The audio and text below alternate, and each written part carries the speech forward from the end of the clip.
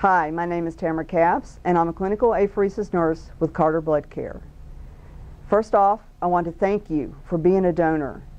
Being a donor and donating your stem cells to someone you don't even know is a selfless act.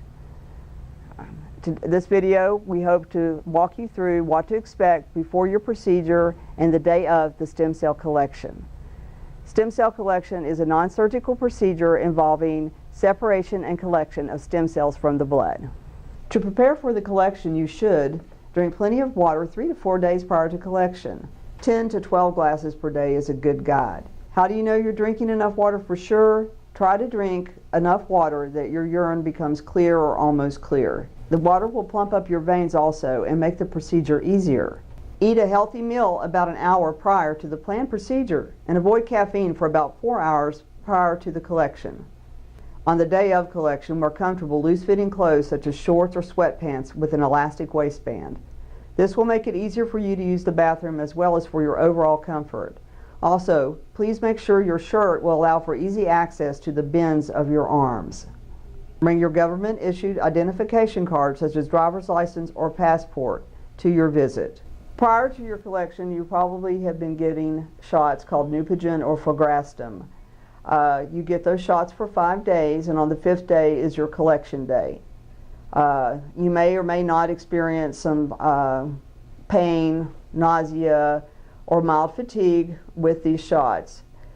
Please contact your coordinator if you have anything over mild pain, nausea, or fatigue, and they will guide you on what to do.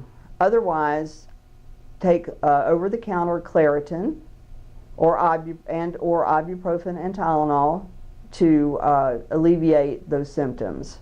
On the 5th day, an RN at the beginning of your collection or very close to the beginning of your collection will give you your last dose of Neupogen and you'll be done.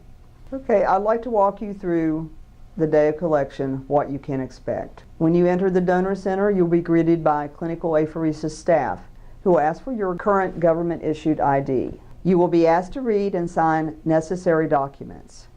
Once the documents have been completed, a mini physical and a finger stick to check your hematocrit levels will be performed. A sample of your blood is also analyzed to get your platelet count. An accurate level is very important in programming the machine that collects your cells. It is recommended that you use the restroom prior to starting the procedure. Once you are finished in the restroom, we will escort you back to the apheresis area. There you will be seated in a recliner-type chair. An IV will be started in each arm. We will try to place the draw line in your non-dominant arm. This IV is an actual needle placed in the big vein in the crook of your elbow. This arm will be supported on a pillow and must be kept straight. A blood pressure cuff will be on your upper arm to maintain constant light pressure on your arm. This helps to keep the vein open. The return line will be flexible and we will try to insert it in your lower dominant arm so that you can move that arm. Once IVs have been placed, the procedure will begin. Your blood will run through an apheresis machine called a blood cell separator to separate your white blood cells to the top and have them skimmed off into the collection bag. A small amount of red blood cells will be collected also. The rest of the blood is returned to you through the other vein.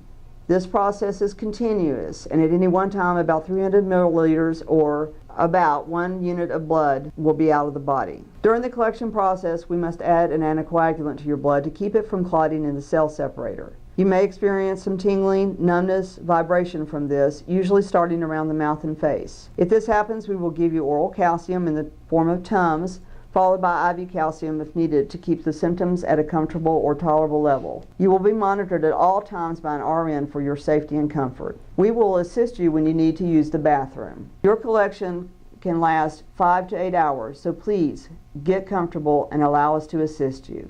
You may bring guests with you. They may come and go during the procedure. We also have a small waiting area where they are welcome to sit and wait.